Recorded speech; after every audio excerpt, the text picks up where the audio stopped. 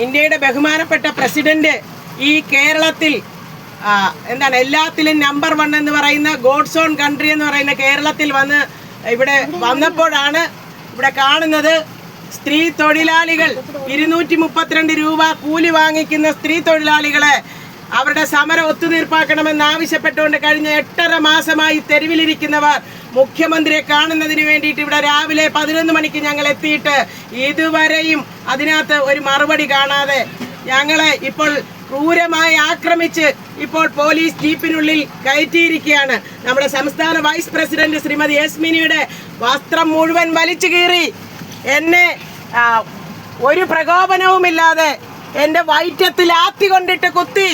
ഇതുപോലെയാണ് ബഹുമാനപ്പെട്ട പ്രസിഡന്റ് ഇത് കാണണം. ഈ കേരളത്തിൽ അങ്ങ് വന്നിരിക്കുമ്പോൾ ഇന്ത്യയുടെ 50% വരുന്ന സ്ത്രീകളുടെ പ്രതിനിധിയാണങ്ങ്.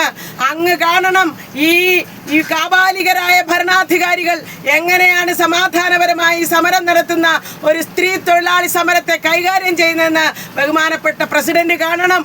അടിയന്തിരമായി ഈ വിഷയത്തിൽ ഇടപെട്ട് ഞങ്ങളുടെ ഈ വിഷയം പരിഹരിച്ചു തരുവാൻ ഇന്ത്യയുടെ പ്രസിഡന്റ് ഇടപെടണമെന്ന് വളരെ വിനീതമായി കേരളത്തിലെ മുഴുവൻ ആശാവർക്കർമാർക്കും വേണ്ടിയിട്ട് ഞങ്ങൾ അഭ്യർത്ഥിക്കുകയാണ്.